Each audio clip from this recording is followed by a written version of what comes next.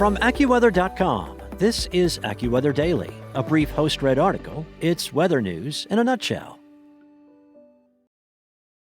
Well, if you live in the eastern portion of the United States and you are a big fan of warm, summery weather, then you are going to be happy with what's on the way. But if you have to spend a lot of time outside doing manual labor, you may struggle as a surge of heat and high humidity builds across the region this week.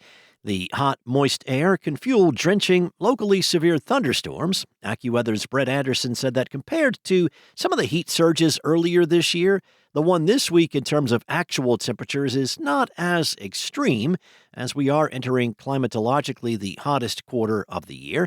As the hot and humid air becomes established, widespread highs in the upper 80s to the mid-90s are in store for the mid-Atlantic and the Appalachians, from the Carolinas to New England, Thursday and Friday, with a possibility of some daily record highs being set in many cities. The combination of heat, humidity, sunshine, and other factors will push AccuWeather RealFeel Temperatures to and above 100 for several hours each day. Now, as a precaution, if you are outside working or you're exercising, stay hydrated and take breaks in the shade or an air-conditioned environment when possible to avoid heat exhaustion and heat stroke. Close observation of young children and older adults is strongly encouraged. The weather conditions will bring great pool and beach weather, though, as many schools are now on summer break. Caution is urged when swimming in area streams, lakes, and in the New England and mid-Atlantic beaches, as water temperatures tend to lag behind air temperatures. For example, water temps at Atlantic City were only in the lower 60s on Monday afternoon. It typically takes until July for the risk of cold water shock and muscle cramps to decrease as water temperatures rise.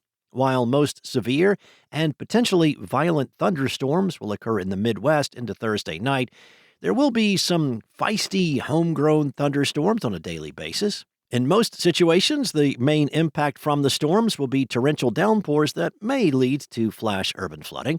In some of the most severe storms, strong wind gusts during microbursts can lead to downed trees and power outages.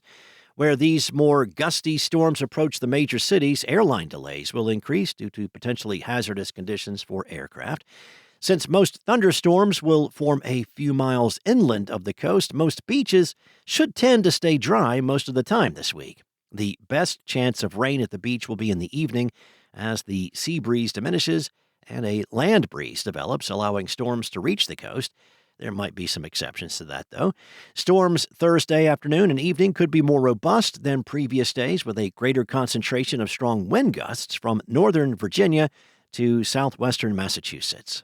Storms could be strong once again for much of the same areas on Friday. A concentrated area of storms from West Virginia through southern New York can again bring the threat for torrential downpours, gusty winds, and possibly hail. Much cooler air will begin to circulate from the northern part of the plains to more of the Midwest by Friday, and then into the Northeast starting later this weekend. That's all for now. You can find more regional forecasts and science-based articles at AccuWeather.com, and for your local forecast at your fingertips, download the free AccuWeather app. Enjoy the rest of your day, stay weather aware, and I'll be back tomorrow with more from AccuWeather.